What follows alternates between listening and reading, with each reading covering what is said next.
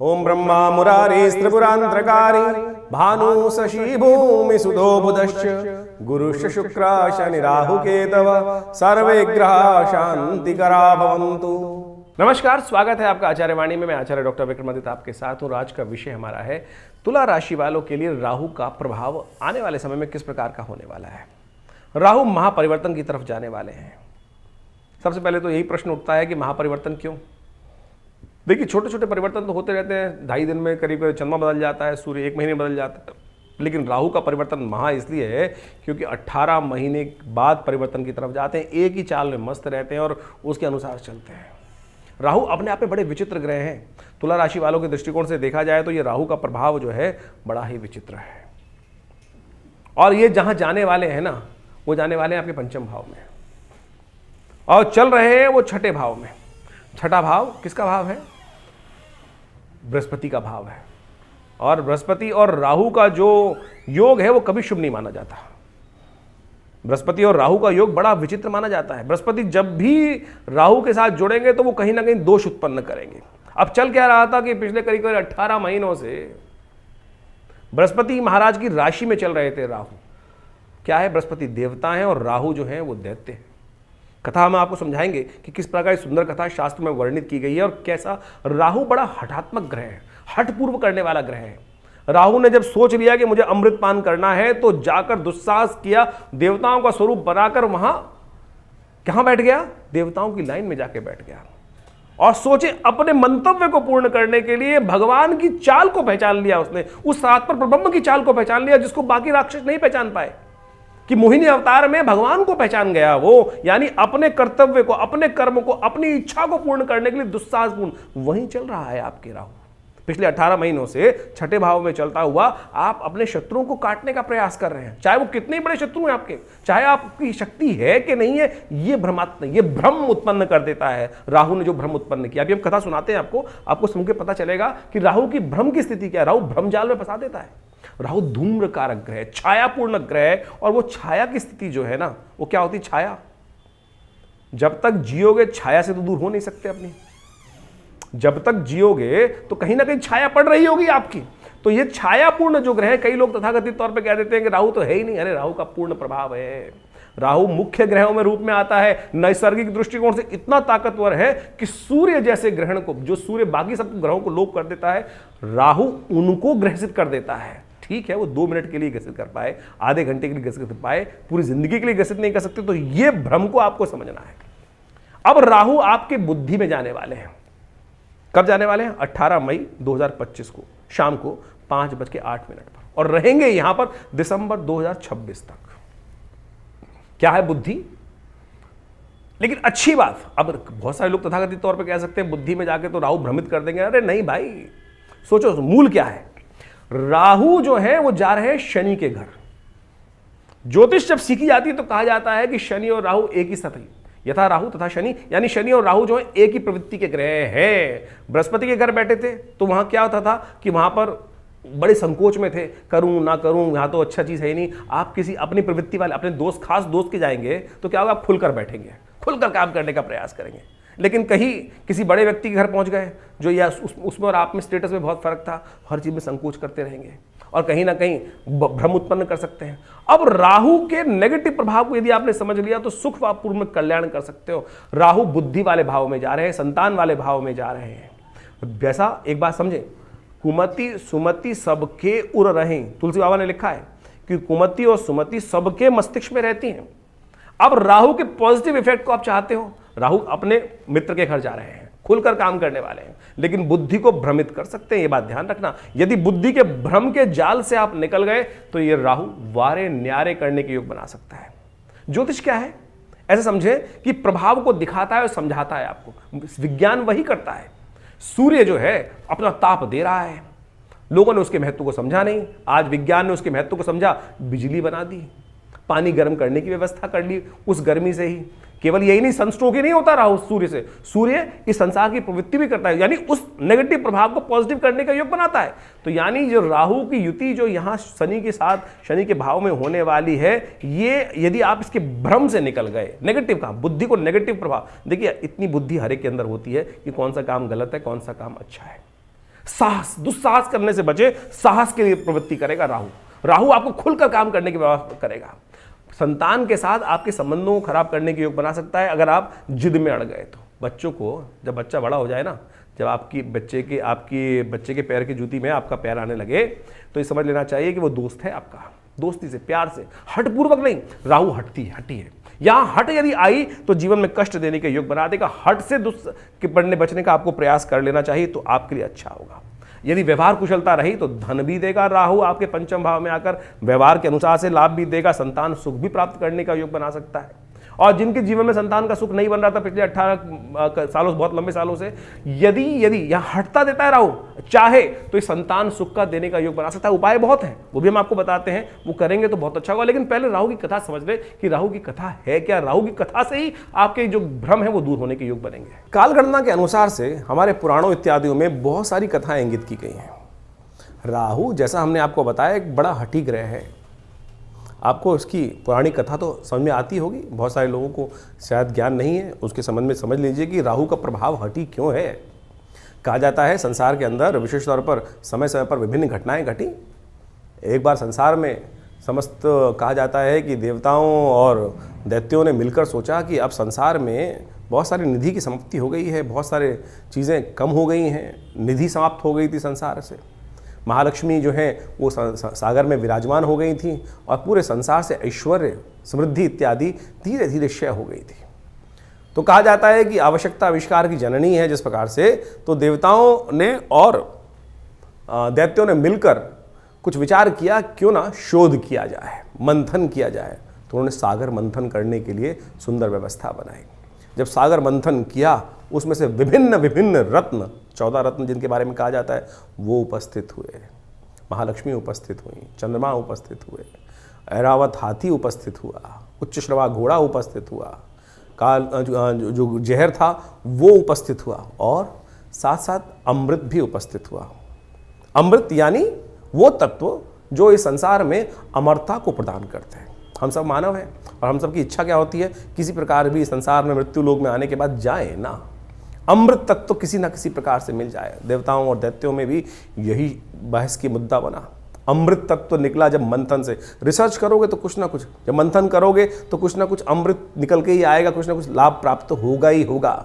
जैसे दूध को मथा जाए तो उसमें से मक्खन निकलेगा ही।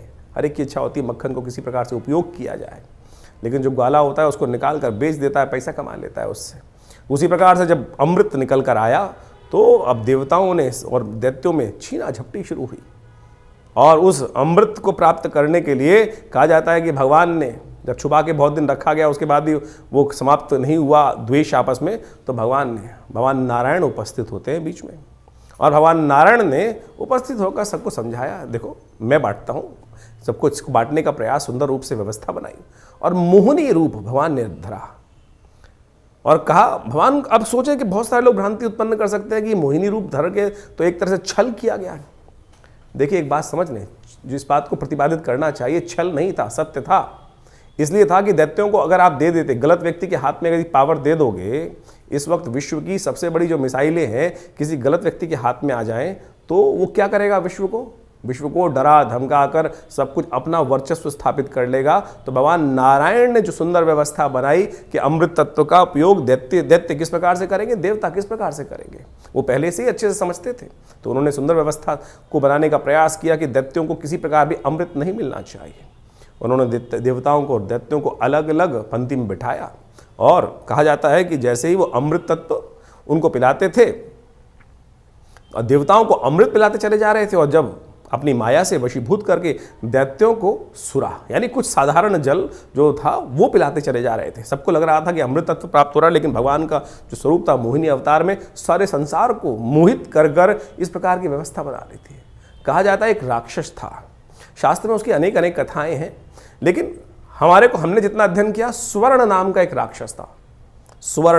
राक्षस था। उसने इस छल को देख लिया, पहचान गया भगवान को कि भगवान क्या कर रहे हैं कि देवताओं को अमृत पिला रहे हैं, और जो दानव हैं, दैत्य हैं, उनको अमृत की जगह कुछ और पिलाया जा रहा है, और समझ में किसी को आ नहीं रहा है। तो वो चुपचाप उस पंक्ति से, दैत्यों वाली पंक्ति से निकल कर कहा जाता है कि देवताओं की पंक्ति में स्वर्ण नाम का राक्षस जो था, दैत्य था, और कहा जाता है वो उत्पन्न ऋषि कश्यप से हुआ था और सिंहिका नाम की उसकी माता थी, और वो वहाँ कश्यप गोत्र है उसका, जो राहु है उसका कश्यप गोत्र माना जाता है। कहा जाता है कि वो वहाँ जाके देवताओं की पंक्ति में बैठ गया, और जैसे ही वो बैठा जाकर और भगवान पिलाते पिलाते उसकी बारी आ रही थी, ये छल जो था, ये सांप जो किया इसने, जो स्वर्ण नाम के राक्षस ने देवताओं की पंक्ति में आके बैठने का, ये पहचान लिया किसने?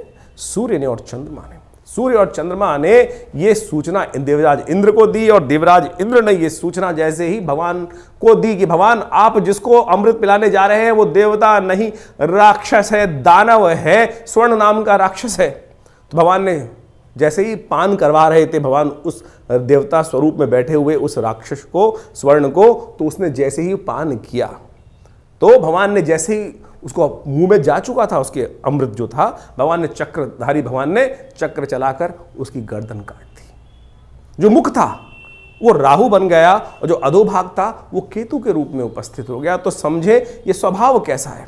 अब यहां राहु की उत्पत्ति हो जाती, ये है राहु। राहु की हठता थी, अमृत का पान कर चुका था तो इसलिए अमर हो गया। हमेशा बहुत सारे लोग राहु को मानते नहीं है कि ग्रह है। अरे भाई वो वास्तविक छाया नहीं, वास्तविक सत्य है, हठी है। आपकी राशि में जिस प्रकार का प्रभाव उत्पन्न करेगा आपको समझना चाहिए। ये पुरानी कथाओं को आदि भौतिक आदि दैविक रूप से यदि आप उसको सत्य को समझ लें तो जीवन में उस वास्तविकता को क्या प्रभाव उसका होगा, यहीं से प्रभाव निकल कर आएगा।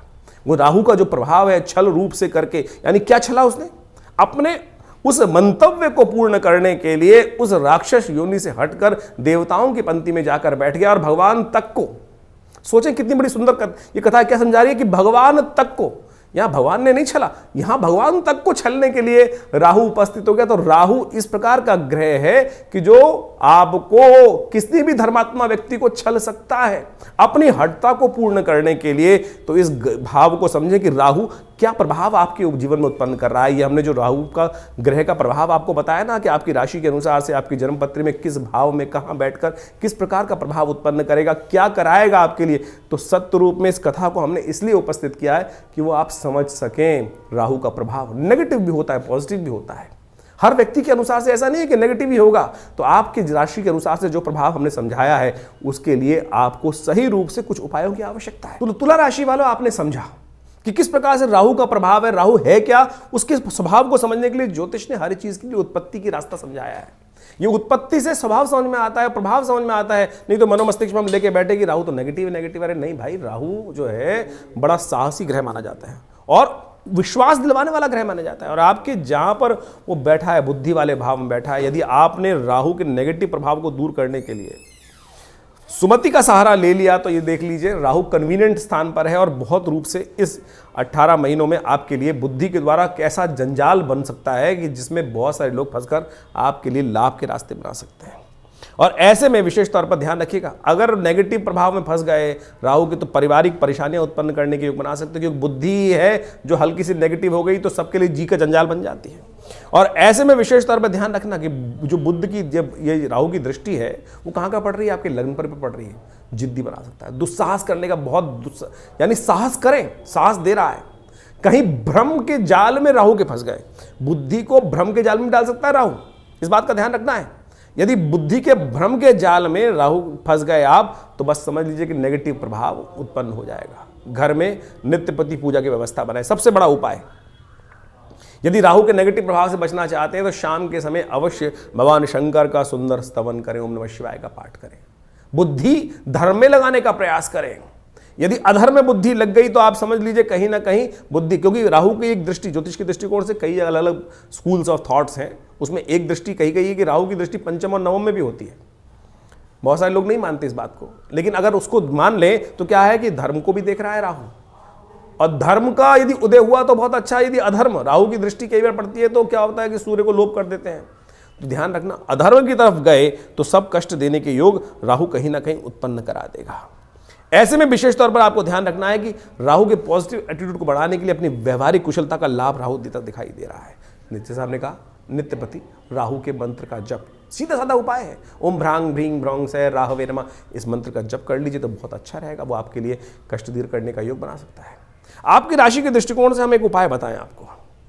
राहु का यंत्र चांदी के पतरे पर बनवाकर कोशिश ये करें अपने घर की दहलीज पर लगवा लें। अपने घर की दहलीज जो है, यानी जो मेन जो घर का दरवाजा है उसके ऊपर जहां से एंट्री हो रही है, मुख्य दरवाजे की एंट्री हो रही है, वो आप अवश्य रखने का प्रयास कीजिएगा।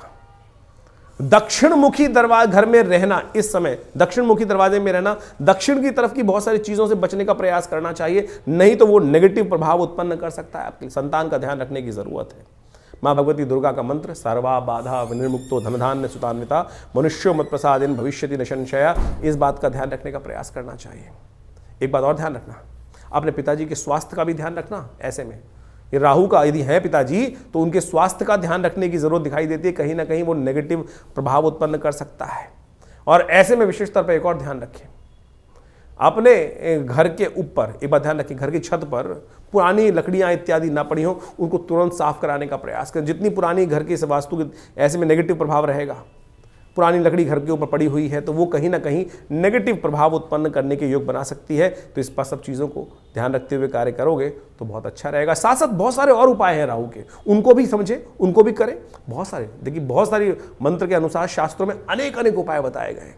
उन सबको कर कर आप राहु के नेगेटिव प्रभाव को भी ठीक कर सकते हो और इस 18 महीने में वारे न्यारे भी करा सकते हो। राहु ग्रह को ठीक करने के लिए शास्त्र में अनेक अनेक उपाय बताए गए हैं।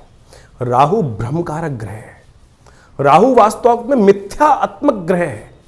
राहु बड़ा महत्वाकांक्षी है और इन सब का प्रभाव राहु पर जब पड़ता है तो उसके लिए ठीक करने के लिए देखिए, सकल पदार्थ हैं जगमाही कर्महीन पुरुष पावत नाहीं, ये तुलसी बाबा ने बहुत सोच समझ के एक बात लाइन लिखी है।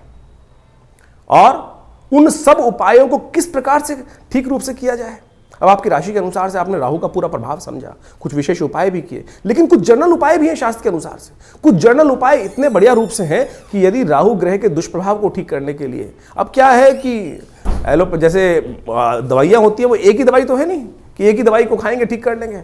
अब हर भ्रांति के व्यक्ति को ठीक करने के लिए 5 उंगलियां बराबर नहीं है, अरबों लोग हैं और अरबों लोगों के हिसाब से अनेक अनेक उपाय। किसकी भ्रांति, किसी की दीक्षा, किसी का मंत्र में इच्छा ना हो तो राहु का उपाय कैसे करेगा, किसी की किसी और चीज में इच्छा ना हो तो वो कैसे राहु का उपाय ठीक करेगा। तो हम अनेक उपाय आपके समक्ष उपस्थित कर रहे हैं। देखिए वैसे तो सबसे श्रेष्ठ जो है वो जो उपाय है राहु के, वो तो मंत्र, दान और साथ में औषधि विज्ञान के अनुसार से जो उपाय बनते हैं वही बनाने चाहिए। 3 तरह के उपाय शास्त्र में सुंदर रूप से प्रमाणित जो बताए गए हैं, 3 कैटेगरी के उपाय, वो है सबसे पहला मंत्र, फिर दान और उसके बाद औषधि। प्रकृति से जो औषधि उत्पन्न होती हैं वो सब राहु के नेगेटिव प्रभाव को ठीक करने के लिए बहुत अद्भुत कार्य करती हैं।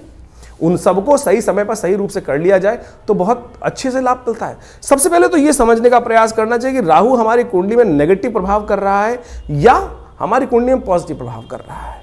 एक बात सीधी तरह से हम आपको सिद्धांतिक तौर पर समझा देते हैं। राहु का संबंध बिल्लियों के साथ होता है।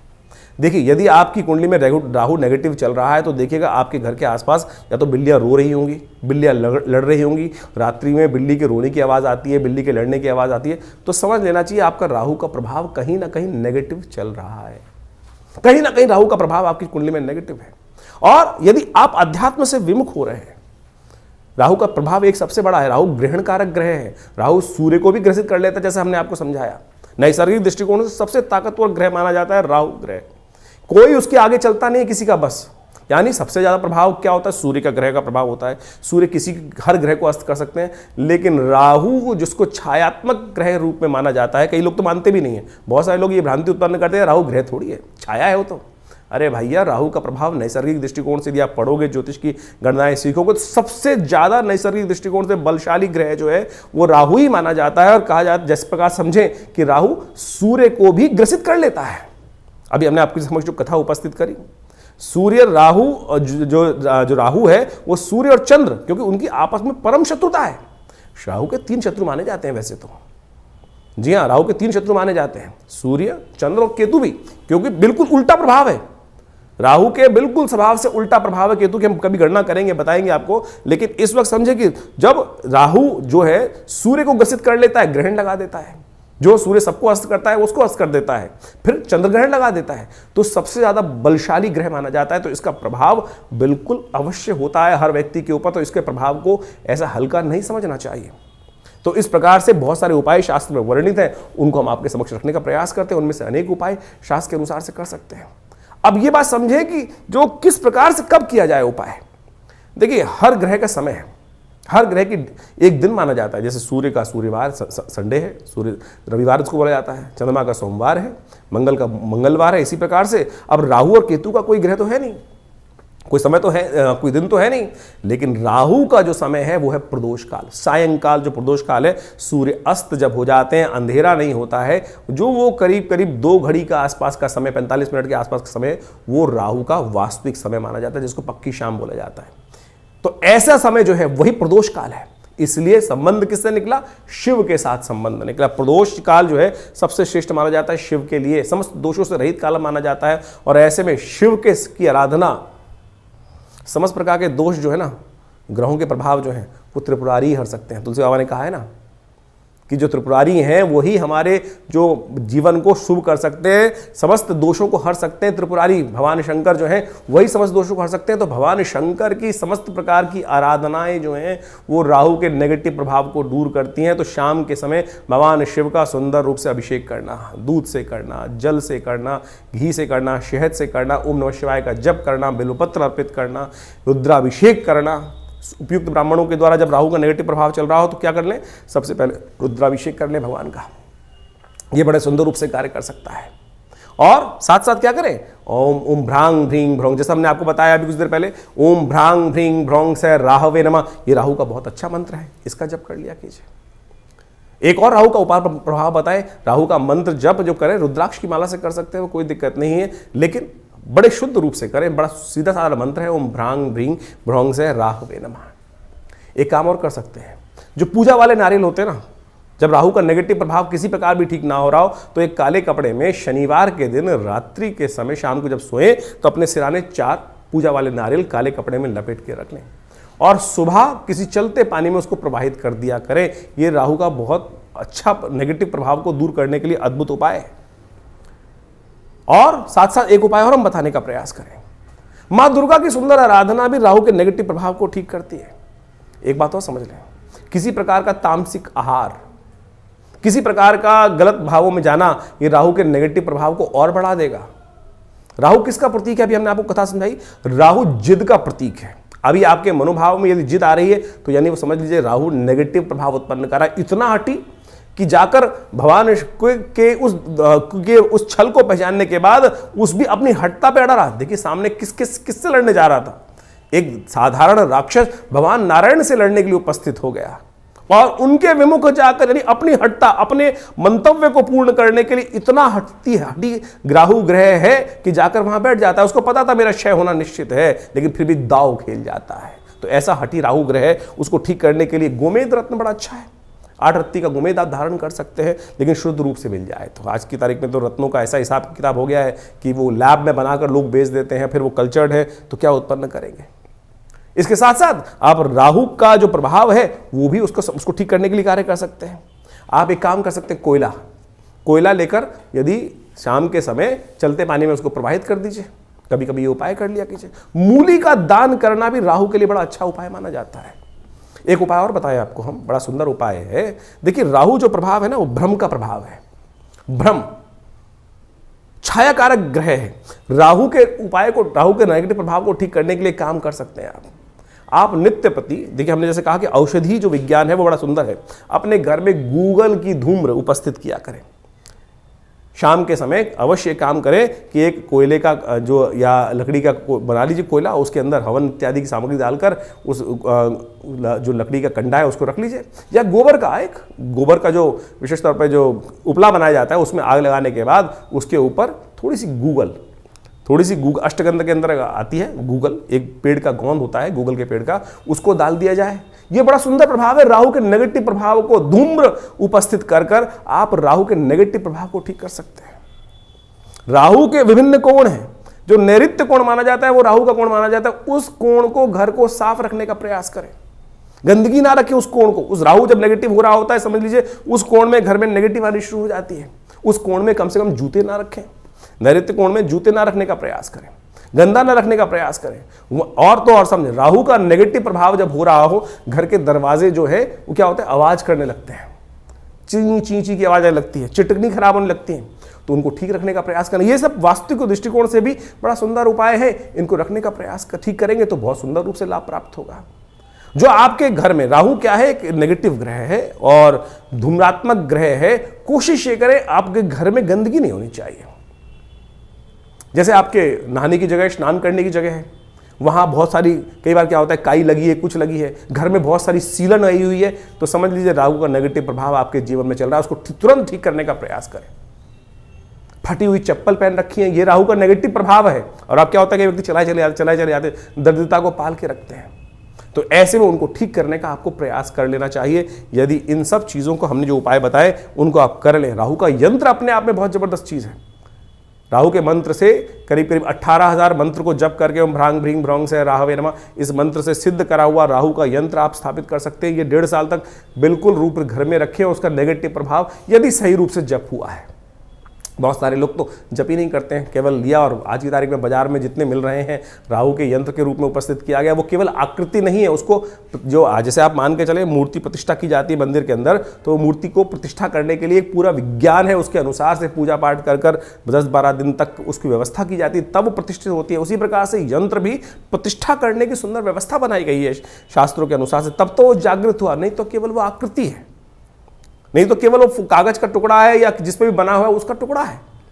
यदि सिद्ध राहु के यंत्र को स्थापित कर आप चांदी के पत्रे पर लगा रहे, अपने घर के द्वार पर लगवा दें, तो राहु के नेगेटिव प्रभाव को ठीक करने के लिए बहुत सुंदर रूप से कष्ट का निवारण करने का योग बन जाता है। तो ये छोटे छोटे उपाय हम आपको बताने का प्रयास कर रहे हैं। एक काम और कर सकते हैं आप, तांबे के लोटे में जल रखकर रात्रि में रखिए और सुबह सुबह उसको किसी कटीले वृक्ष में डाल दिया करें। ये राहु के नेगेटिव प्रभाव को दूर करने के लिए सबसे अच्छा उपाय माना जाता है। वट वृक्ष का संबंध राहु के साथ भी माना जाता है।